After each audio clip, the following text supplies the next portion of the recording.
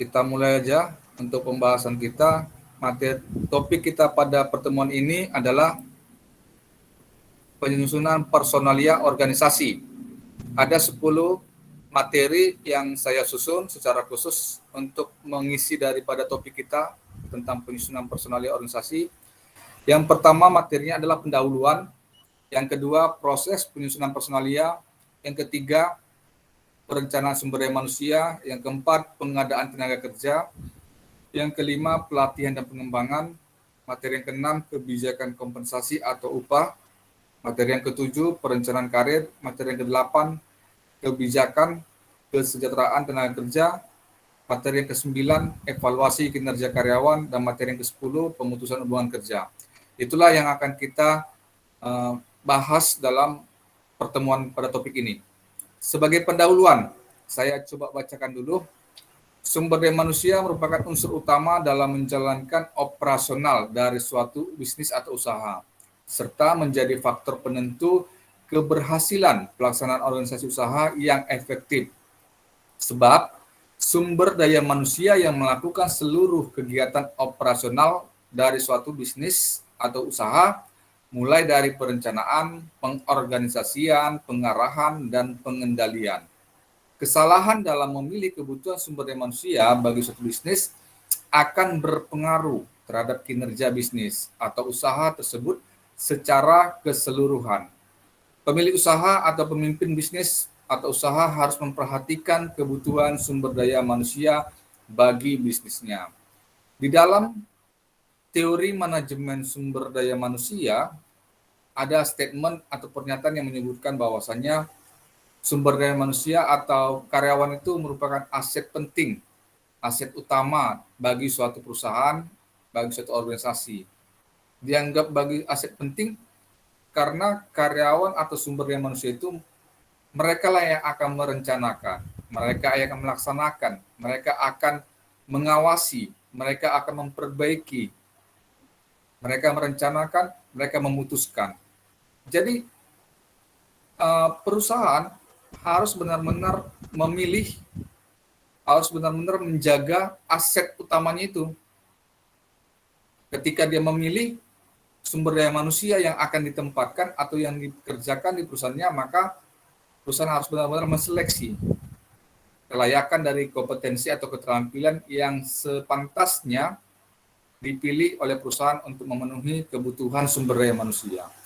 Dan ketika perusahaan sudah memilih, sudah menempatkan karyawannya di perusahaannya, tentu perusahaan harus juga meningkatkan kompetensi, meningkatkan keterampilan karyawan-karyawannya. Karena seperti yang kita ketahui bersama, bahwa dunia kerja, lingkungan kerja, teknologi itu terus berubah-ubah, berkembang. Sehingga mau tidak mau, suka tidak suka, perusahaan harus bisa meningkatkan kompetensi dan keterampilan karyawannya dengan cara memberikan pelatihan yang berkelanjutan. Di-upgrade lah pengetahuan, kemampuan daripada karyawannya. Sehingga karyawan itu bisa beradaptasi, sehingga karyawan itu bisa berkinerja dengan baik. Kalau karyawannya memiliki kompetensi yang baik, keterampilan yang baik, tentu karyawan itu akan memiliki produktivitas, akan memiliki kinerja individu yang baik, dan akhirnya akan berpengaruh terhadap kinerja organisasi secara keseluruhan. Jadi dalam konteks ini, marilah perhatikan sumber daya manusia yang akan kita tempatkan di dalam suatu organisasi. Karena ini aset yang paling penting. Kesalahan dalam memilih sumber daya manusia, maka akan menimbulkan kesalahan yang fatal. Akan berpengaruh terhadap kegagalan, kemunduran dari suatu organisasi.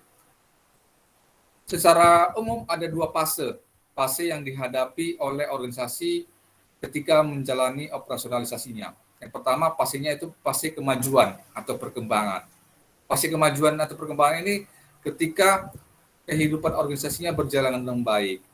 Seperti operasionalisasi perusahaannya berjalan dengan baik, ya kan, tingkat keuntungan yang diperoleh juga tinggi, produk-produk yang dijual juga bagus di pasaran, kan begitu ya, dan sebagainya. Baru fase yang kedua, fase kegagalan, fase kemunduran. Inilah merupakan fase yang sangat fatal bagi suatu organisasi. Tentu faktor kegagalan itu banyak faktor. Bisa dari faktor sumber daya manusia, bisa dari faktor teknologi yang digunakan, bisa faktor modal dan sebagainya. Tetapi yang paling penting diperhatikan adalah faktor sumber daya manusia. Karena persentase besar yang menyebabkan kegagalan, kemunduran suatu organisasi atau perusahaan adalah faktor sumber daya manusia.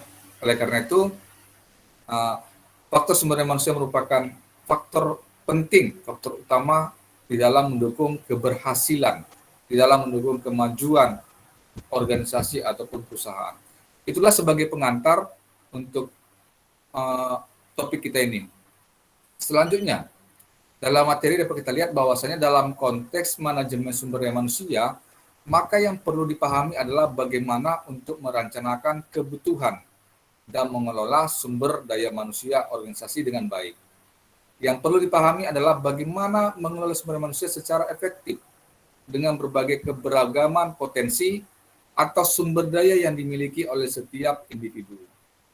Jadi dalam maksud dari pernyataan ini bahwasanya sumber daya manusia atau karyawan-karyawan yang telah kita tempatkan itu kan tentunya memiliki berbagai latar belakang, ya, berbeda-beda latar belakang, berbeda latar belakang pendidikannya, berbeda latar belakang pengalamannya, berbeda-beda pengetahuan pemahaman yang dimiliki, kan gitu ya, berbeda-beda cara berpikirnya, sehingga bagaimana dengan adanya keberagaman tadi yang dimiliki oleh masing-masing karyawan dikelola itu semua karyawan dengan baik, di-manage, sehingga dengan ada perbedaan tadi bisa menjadi suatu kekuatan, suatu kebaikan untuk berkinerja secara individu dan akhirnya akan berdampak kepada kinerja organisasi secara keseluruhan. Begitu kira-kira. Selanjutnya materi kita adalah proses penyusunan personalia.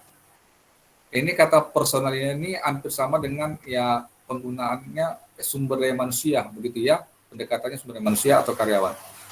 Penyusunan personalia adalah fungsi manajemen yang berkenaan dengan penarikan, penempatan, pemberian latihan dan pengembangan anggota-anggota organisasi. Yang sudah kita bahas sebelumnya bahwasanya fungsi-fungsi manajemen itu ada perencanaan atau planning, ada pengorganisasian atau organizing, ada pengarahan atau activating, ada pengendalian atau pengawasan atau disebut dengan controlling. Jadi fungsi daripada pengorganisasian atau organizing ini merupakan bagian dari bagaimana kita merancang, menyusun, mengelola, mengendalikan sumber daya manusia yang kita miliki di dalam organisasi. Di dalam pertemuan sebelumnya, kita juga sudah membahas tentang topik pengorganisasian. Kan gitu ya, bagaimana kita merencanakan kebutuhannya, bagaimana kita mengelola, kan gitu ya, bagaimana kita memperhatikan kesejahteraannya, itu ada di pengorganisasian. Dalam konteks ini juga kita sama, bagaimana kita menyusun personalia yang akan kita butuhkan di dalam organisasi. Bagaimana kita menempatkan, memenuhi kebutuhan sumber daya manusia yang ada di dalam perusahaan kita. Inilah konteks dalam penyusunan personalia. Selanjutnya dalam materi dapat kita lihat bahwasanya proses penyusunan personalia dapat dipandang sebagai serangkaian kegiatan yang dilaksanakan terus-menerus, berkelanjutan, untuk menjaga pemenuhan kebutuhan personalia organisasi dengan orang-orang yang tepat dalam posisi tepat dan pada waktu yang tepat. Jadi untuk lingkup penyusunan personalia ini biasanya berada di divisi atau departemen sumber daya manusia. Gitu ya, mereka lah yang akan mengurusin karyawan-karyawan atau sumber daya manusia yang akan dibutuhkan, yang akan ditempatkan di dalam organisasi atau perusahaan. Selanjutnya langkah-langkah proses penyusunan personalia dapat di dalam materi kita lihat. Pertama, perencanaan sumber daya manusia yang dirancang untuk menjamin keajekan.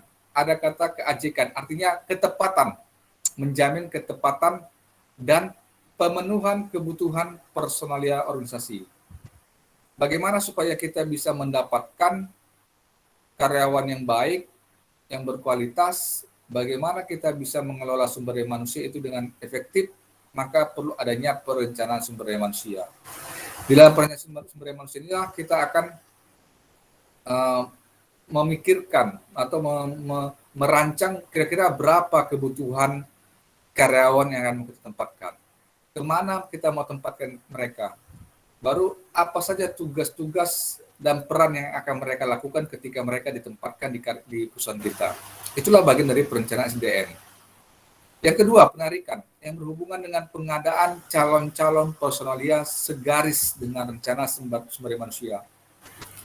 Tadi di dalam perencanaan sumber daya manusia kita sudah memikirkan berapa kebutuhan yang akan kita butuhkan untuk memenuhi kebutuhan personalia kita.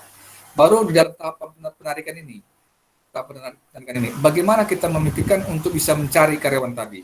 Begitu ya, bagaimana kita menarik calon-calon karyawan yang akan kita butuhkan tadi. Itu dalam tahapan penarikan. Yang ketiga, seleksi.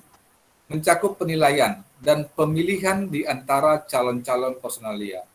Tadi kita di dalam penarikan, kita sudah berupaya untuk membuka lowongan kerja, menyebarluaskan informasi bahwasannya kita butuh tenaga kerja, butuh personalia. Baru ketika masing-masing calon karyawan tadi sudah mengajukan permohonan lamaran, tentu kita harus seleksi dulu kelayakannya dari sesuai dengan standar yang kita butuhkan. Standar kompetensinya bagaimana, standar pengalamannya calon karyawan tadi bagaimana, kan begitu ya. Keterampilan teknisnya kita nilai juga sejauh mana dia memahami, mengetahui, menguasai suatu keterampilan teknis. Gitu ya. Sebagai contoh, kalau kita mencari karyawan untuk menempatkan posisi pada manajer produksi, kita harus mengetahui juga kemampuan dia di bidang operasionalisasi atau produksi secara teknis, kan begitu. Itulah seleksi tadi bisa melalui tes tertulis, tes kesehatan, wawancara, psikologi tes dan sebagainya. Banyak cara untuk melakukan seleksi sehingga mendapatkan calon karyawan yang tepat, yang efektif sesuai dengan kebutuhan organisasi atau perusahaan berdasarkan standar kualitas masing-masing personalia tadi. Yang keempat, pengenalan dan orientasi yang dirancang untuk membantu individu-individu yang terpilih menyesuaikan diri dengan lancar dalam organisasi. Ketika karyawan tadi sudah diterima, ketika karyawan tadi sudah ditempatkan sesuai dengan kebutuhan kerjaan yang akan ditempatkan di organisasi, maka karyawan tadi perlu diperkenalkan, perlu diberikan sosialisasi, perlu diberikan pemahaman tentang lingkungan kerja di perusahaan itu, tentang tugas peran yang akan dia selesaikan, yang akan ditanggungjawabnya, dan ruang lingkup pekerjaan lainnya yang berkaitan dengan tugas peran dan fungsi karyawan tadi ketika dia sudah diterima di dalam perusahaan. Yang kelima, latihan dan pengembangan bertujuan untuk meningkatkan kemampuan perseorangan dan kelompok untuk mendorong efektivitas organisasi. Ada kata efektivitas, ada juga istilah lain yang disebut dengan efisiensi. Kalau efisiensi biasanya berbicara tentang penghematan biaya, efektivitas berbicara tentang ketepatan waktu. Nah, jadi dalam konteks ini, supaya bisa efektif mendukung pencapaian tujuan, pencapaian sasaran organisasi, maka perlulah di-upgrade, perlulah ditingkatkan kemampuan masing-masing personalia tadi, masing-masing karyawan tadi. Dengan cara apa? Dengan cara memberikan pelatihan yang berkelanjutan, pelatihan yang berkesinambungan. Diberikanlah pelatihan-pelatihan, workshop secara teknis kepada karyawan untuk bisa meningkatkan kemampuan mereka secara konseptual, secara teknis juga. Gitu ya, itu dalam konteks latihan dan pengembangan supaya masing-masing karyawan tadi meningkatlah kemampuannya secara individu. Dan akhirnya nanti dia akan berkinerja dengan baik. Kan begitu dia. Yang keenam, penilaian pelaksanaan kerja. Ini sama dengan penilaian kinerja lah gitu ya. Dilakukan dengan membandingkan antara pelaksanaan kerja dan standar-standar mutu atau tujuan-tujuan yang dikembangkan bagi posisi tersebut. Ini penilaian kinerja ini sampai sejauh mana karyawan itu sudah menyelesaikan tugasnya, sudah menjalankan perannya, sudah memenuhi tanggung jawabnya sesuai dengan standar yang ditetapkan oleh perusahaan. Itu dia. Yang ketujuh, pemberian balas jasa dan penghargaan yang disediakan bagi karyawan sebagai kompensasi pelaksanaan kerja dan sebagai motivasi bagi pelaksanaan di waktu yang akan datang.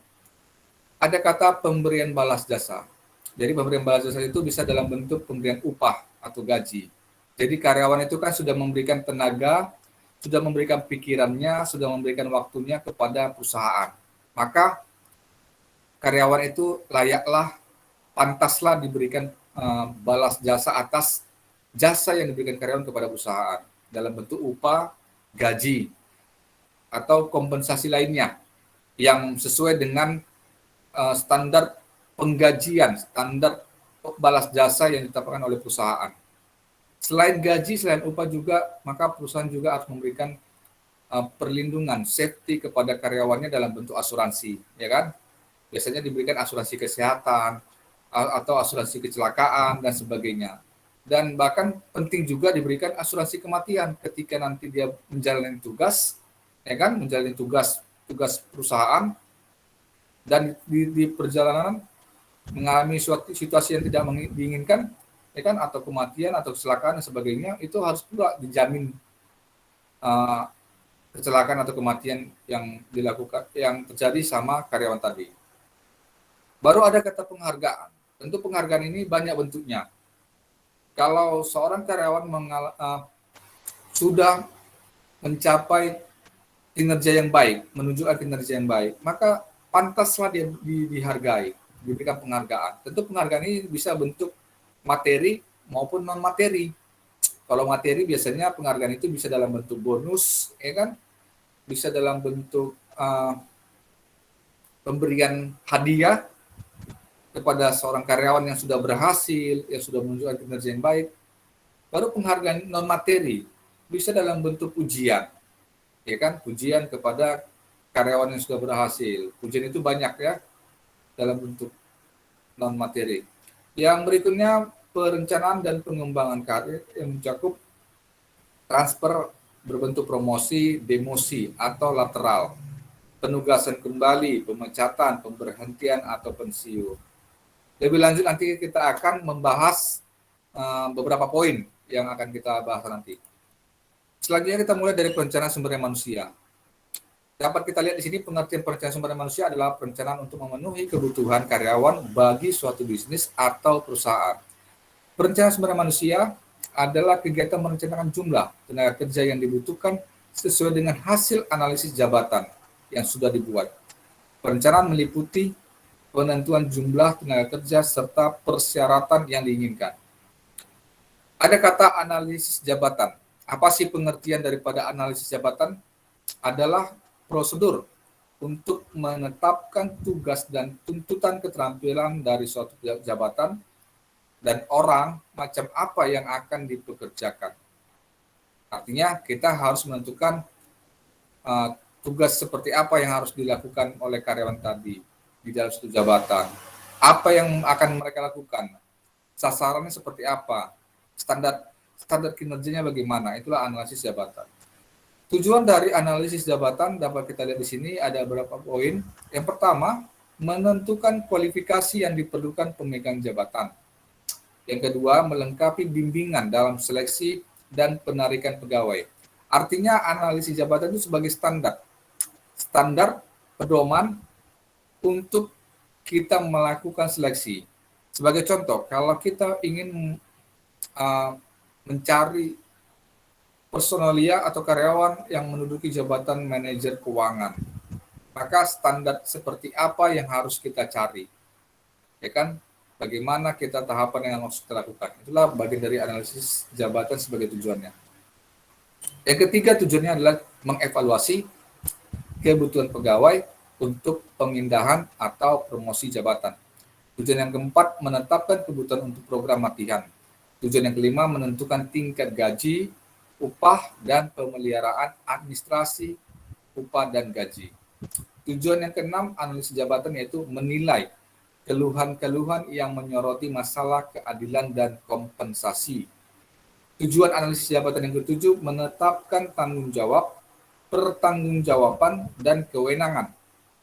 Tujuan yang kedelapan, menetapkan pola yang esensial dalam standar produksi.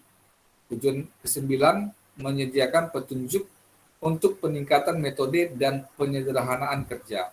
Itulah tujuan dari analisis jabatan secara umum, ada 9 poin. Selanjutnya, uraian jabatan. Apa saja daripada uraian jabatan itu terdiri dari, pertama, identitas atau nama jabatan. Ya kan? Sebagai contoh tadi, manajer keuangan, itu nama jabatan. Baru fungsi jabatannya. Fungsi daripada manajer keuangan tadi di dalam divisi atau departemen keuangan itu apa fungsi mereka. Baru uraian jabatan itu juga bagian dari uraian tugas pekerjaan. Kita harus menguraikan, merinci apa saja tugas-tugas yang akan dilakukan oleh manajer keuangan. Baru wewenang, apa saja kewenangannya, apa saja yang harus dikendalikan, diawasi oleh manajer keuangan tadi. Baru pejabat, orang yang menduduki suatu jabatan, menyebutkan nama orang pejabat tadi. Tanggung jawabnya bagaimana? Hubungan kerja, bagaimana hubungan kerja antara manajer keuangan dengan supervisor keuangan, manajer keuangan dengan atasannya, di atasnya, seperti direktur utama, bagaimana hubungannya, komunikasinya bagaimana, koordinasinya bagaimana. Itulah berkaitan dengan hubungan kerja. Selanjutnya, uraian jabatan juga meliputi bahan, alat, dan mesin yang akan digunakan. Tentu ini berkaitan dengan peralatan, fasilitas yang mendukung peran, tugas, dan fungsi dari manajer keuangan tadi sehingga bisa menjalankan peran tadi dengan baik. Baru kondisi kerja, lingkungan kerja, yaitu hal yang merupakan pendukung, faktor pendukung terhadap suatu jabatan. Selanjutnya, pengadaan tenaga kerja, materi kita. Dapat kita lihat, pengadaan kerja merupakan upaya untuk memperoleh jumlah dan jenis tenaga kerja yang tepat untuk memenuhi kebutuhan organisasi dalam rangka mencapai tujuan bisnis. Pengadaan tenaga kerja meliputi kegiatan penarikan tenaga kerja. Penarikan tenaga kerja kita ini tadi sudah kita katakan, penarikan itu kita merancang kebutuhan dari karyawan tadi yang akan kita penuhi. Kita memikirkan bagaimana cara kita melakukan penarikan atau mencari karyawan. Baru tahap seleksi tadi, kita sudah melakukan tes, pengujian kelayakan terhadap calon-calon karyawan tadi. Baru penempatan tenaga kerja. Ketika sudah lulus seleksi, sudah lulus tes, sesuai dengan standar yang kita tetapkan, maka karyawan yang terpilih tadi kita tempatkan sesuai dengan pekerjaan yang sedang kosong yang akan mau diisi oleh calon karyawan tadi. Selanjutnya, pelatihan dan pengembangan. Bagi pelamar atau pekerja yang belum memiliki pengalaman dan keterampilan di bidang tertentu, maka dirasa perlu untuk diberikan pelatihan. Maka ada istilah training, ya, training berapa bulan untuk karyawan yang baru, supaya mereka bisa menyesuaikan diri terhadap lingkungan kerjanya. Karena tidak semua karyawan yang baru itu memiliki pengalaman, tidak semua karyawan baru itu memiliki keterampilan khusus sesuai dengan penempatannya tadi. Sehingga ketika dia diterima dalam perusahaan, maka perlu dilakukan pelatihan, diberikan training supaya bisa menyesuaikan diri, bisa menyesuaikan keterampilan atau kemampuannya terhadap lingkungan kerja, ya kan, terhadap fasilitas kerja yang akan digunakan dia. Dan begitu dia. Selanjutnya, tujuan untuk membiasakan mereka bekerja di lingkungan perusahaan. Jadi training itu, pelatihan itu perlu dilakukan untuk membiasakan mereka supaya efektif, supaya bisa menggunakan kemampuan, keterampilannya dengan baik di lingkungan pekerjaannya. Selanjutnya, tujuan pelatihan dan pengembangan adalah, pertama, meningkatkan pengetahuan dan keterampilan para pekerja. Ya tentulah ya, pelatihan itu supaya mengupgrade, supaya meningkatkan kemampuan mereka, supaya meningkatkan pengetahuan mereka, dan menambah pengalaman mereka sehingga bisa efektif di dalam bekerja, supaya produktif, bisa bekerja dengan baik bagi organisasinya. sehingga mampu memenuhi tuntutan organisasi dalam menghadapi perkembangan dan persaingan. Tujuan pelatihan dan pengembangan yang kedua yaitu untuk membantu para pekerja menghadapi tanggung jawab yang lebih besar di waktu yang akan datang. Seperti yang saya katakan tadi bahwasanya lingkungan kerja itu terus berubah-ubah. Lingkungan kerja itu dinamis. Pasti ada pasang surutnya lingkungan pekerjaan itu. Tentu bagaimana supaya bisa beradaptasi karyawan itu terhadap perubahan-perubahan yang terjadi di lingkungan kerjanya, maka perlu diberikan program pelatihan. Yang ketiga tujuannya adalah untuk mempertahankan dan meningkatkan prestasi kerja para karyawan. Selanjutnya dapat kita lihat dalam materi beberapa jenis pelatihan yang lebih umum diberikan kepada karyawan. Yang pertama, keahlian teknis. Ini keahlian teknis ini yang langsung diberikan pelatihan berkaitan dengan penggunaan peralatan, penggunaan alat-alat. Seperti contoh, seorang montir kendaraan itu harus diberikan pelatihan supaya di-upgrade kemampuannya, dan mereka diberikan pelatihan langsung memegang mesin-mesin atau peralatan-peralatan yang berkaitan dengan perbengkelan. Nah, begitu. Itulah keahlian teknis. Kalau buruh bangunan, keahlian teknis yang harus diberikan adalah bagaimana bisa menggunakan peralatan, bagaimana bisa merancang atau mendesain bangunan, bagaimana untuk bisa mendirikan suatu bangunan, itu keahlian teknis. Yang kedua, keahlian dalam mengambil keputusan. Ketiga, keahlian dalam melayani pelanggan. Ini ketika seseorang ditempatkan sebagai tenaga penjual atau marketing, maka karyawan itu akan berhadapan langsung dengan konsumen atau pelanggan. Jadi bagaimana dia bisa melayani dengan baik dengan pelanggan, maka perlu diberikan pelatihan supaya meningkatkan keahliannya, kemampuannya di bidang melayani pelanggan. Yang ketiga, keahlian dalam keselamatan. Nah, ini ketika karyawan itu ditempatkan di lingkungan kerja yang memiliki potensi yang sangat fatal atau sangat rawan, ya kan? Contoh, kalau karyawan itu ditugaskan memanjat tower yang tinggi, ya tentu kan berisiko tinggi itu kan gitu ya. Jadi bagaimana untuk mengantisipasi atau mengatasi berbagai risiko kemungkinan, maka perlu diberikan pelatihan. Baru seperti karyawan atau pegawai yang ditempatkan di bagian pemadam kebakaran, itu kan berisiko tinggi. Jadi perlu diberikan pelatihan supaya bisa mengantisipasi kemungkinan terjadinya risiko-risiko yang tidak diinginkan.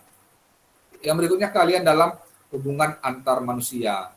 Ini ya bagaimana kita bisa berkomunikasi dengan baik, bagaimana kita bisa bekerja sama dengan baik, bagaimana kita bisa berkolaborasi dengan baik dengan pihak-pihak lainnya. Itu perlu ada pelatihan-pelatihan yang diberikan oleh perusahaan kepada karyawannya.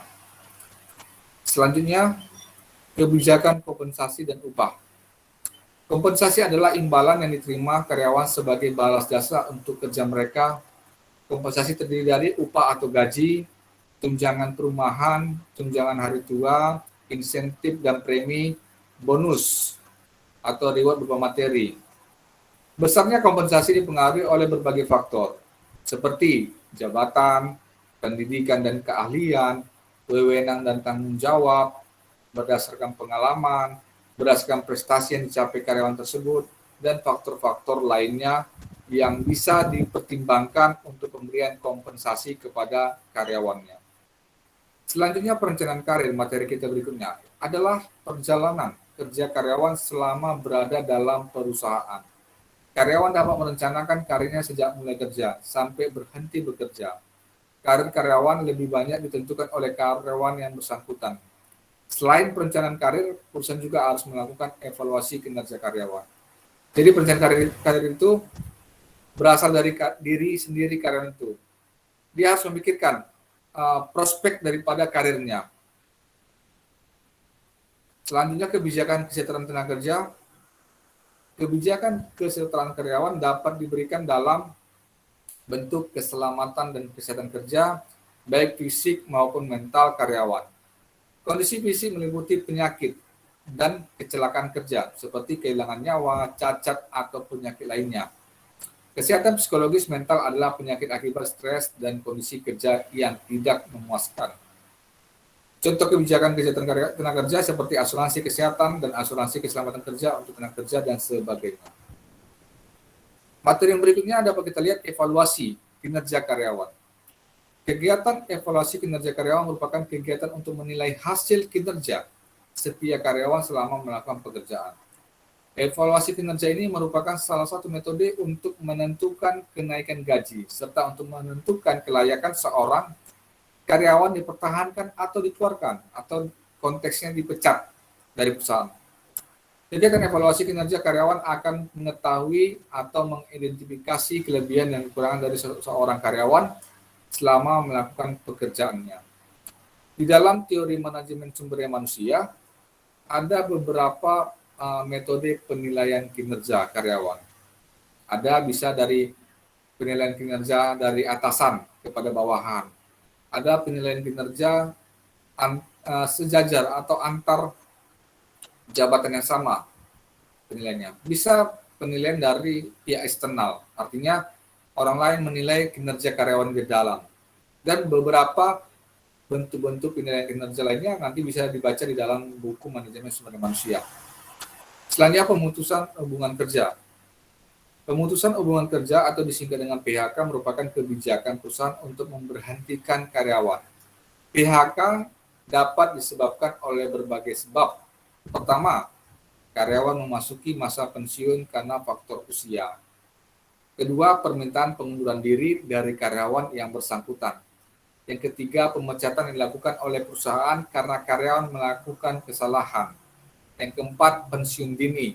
Yang kelima, meninggal dunia. Dari di antara 5 ini, tentu yang paling banyak faktor di dalam pemutusan hubungan kerja atau seorang karyawan berhenti tentu karena faktor memasuki masa pensiun. Itu yang paling banyak presentasinya. Ya, itu aja yang bisa saya jelaskan di dalam materi. Tentu kita akan buka diskusi lah ya, tanya jawab berkaitan dengan materi yang sudah kita bahas di dalam materi kita. Saya berikan waktu kepada mahasiswa, silakan.